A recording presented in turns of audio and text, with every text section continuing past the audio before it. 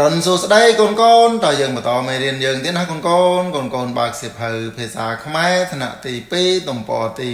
103ពេលកូនកូនបើកហើយកូនកូនត្រៀមអានជាមួយលោកគ្រូឲ្យខ្លាំងទាំងអស់គ្នាណាកូនកូនតោះចាប់ផ្ដើមការរៀនពាក្យកអំណានពាក្យរុញជួយ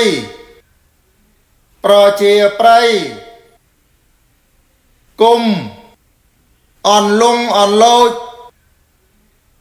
ទេសភាពខពន្យល់ពាក្យប្រជាប្រិយមានន័យថាដែលជាទីស្រឡាញ់របស់ប្រជាជន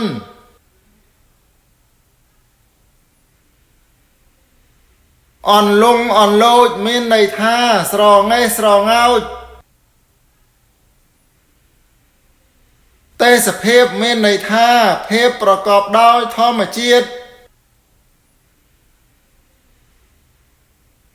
មានទឹកដីព្រៃព្រឹក្សាគោពាក្យនៃដូចនឹងពាក្យទឹកគង្គាវ៉ារី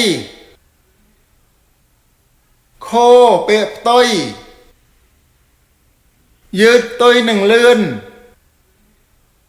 អោនផ្ទុយនឹងងើបសំណួរ1តើវាលស្រែនៅរដូវវស្សាមានពណ៌ដូចម្ដេច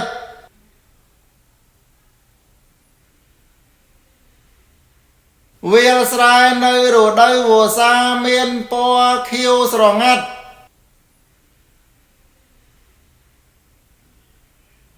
2តើគេប្រៀបធៀបវាលស្រែទៅនឹងអ្វី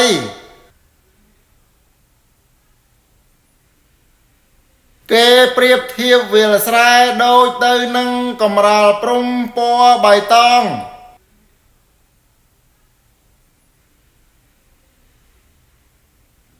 3តើនៅលើផ្ទៃមេឃមានសត្វអ្វីខ្លះ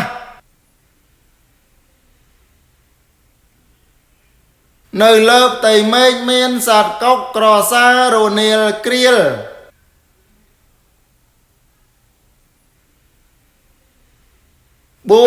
តើប្អូនពេញចិត្តទេសភាពវាលស្រែនៅរដូវវស្សាដែរឬទេ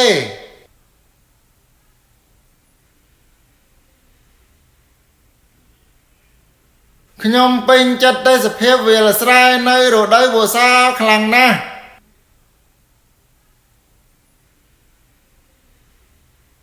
ព្រោះអ្វីព្រោះវាមានពណ៌បៃតងខ្ចីគួរឲ្យចង់គយគន់ធ្វើឲ្យអារម្មណ៍ខ្ញុំស្រស់ស្រាយ